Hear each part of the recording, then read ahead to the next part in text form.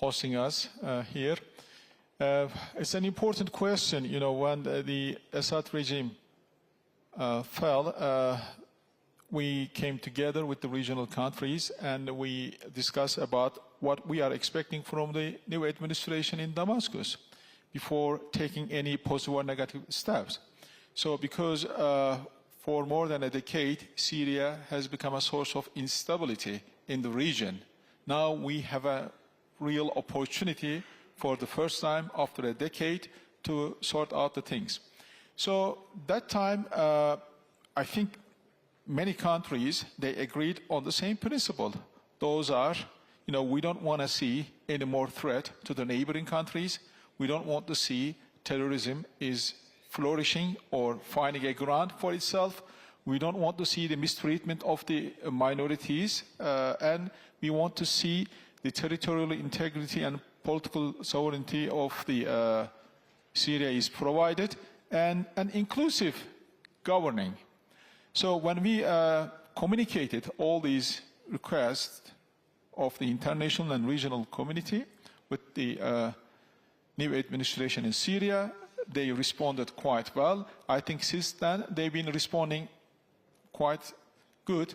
And when I speak to my international colleagues, fellow foreign ministers and other officials, I haven't heard any major complaints, but they are all aware of the difficulties of challenges that Syria is facing now. I think it is time to really start a real and hard work to address those challenges. Well, of course, one of the issues is how to provide the stability, especially how to unite the armed groups. I think the government, new administration, has started off with a view to address this issue in a very comprehensive way, because I had long meetings with my colleagues and other officials of the new administration. Our understanding is that now they are taking the right steps in uniting the armed groups, because in our view, there has to be only one legal armed force in any given country. So they will have their own armed forces, but they will have their own law enforcement agencies, but it has to be run and commissioned by the government. So we cannot tolerate armed militia, whatever they are in form, because for a long time we've seen this experience bringing only chaos and instability into the region. So in order to provide the order and safety and security of the people, I think to address the issue of militia, bringing them under one national army, I think is on the way. This is one of the important subjects that we really monitor. Well, as we have seen, the transition period is going on. Of course, we are recalculating every step that we are taking in Syria. Our primary objective and occupation at the moment regarding Syria is how to help them in reconstruction and how to get the economy back again, and then rebuilding the government institutions. Those are very important issues that we are trying to do our best with international and regional community. In terms of our military engagement, as you know, we've been engaging with our army just to protect the population who were living under opposition control. We were talking about 5 million people that time. So that was a result of Astana process, and I think today all the people that we were there to protect, now, thanks God, they are ruling the country altogether. Hopefully a bright future is waiting for them.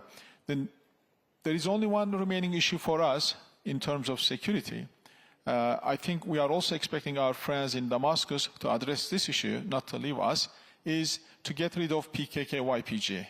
Because PKK-YPG is a big threat, like Daesh, to Syria and the entire region. Because the international terrorist fighters from Turkey, from Iraq, from Iran, now they are packed and fueled in northern Syria, and they are disguising themselves under the pretext of fighting against ISIS. There is no fight against ISIS. There is a prison services to provide to the American military because there is no other place to put the Daesh prisoners in prison. So this has been chosen a place to put the prison.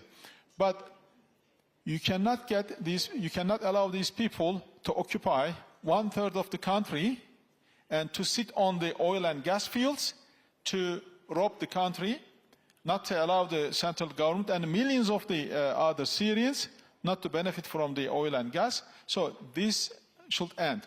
This is not only a national security threat to us, but also a big problem for our region. Of Syria? Well, we have started talking with the Trump administration. We actually had detailed discussions with the previous administration towards the end of their term. But now Trump administration is just settling down, and I had my first, in-person meeting with Secretary Rubio yesterday, and my other colleagues are meeting with their counterparts. So hopefully we'll come to terms. Okay. What about what Saudi Arabia going to do? You want to? Then I'll take more questions.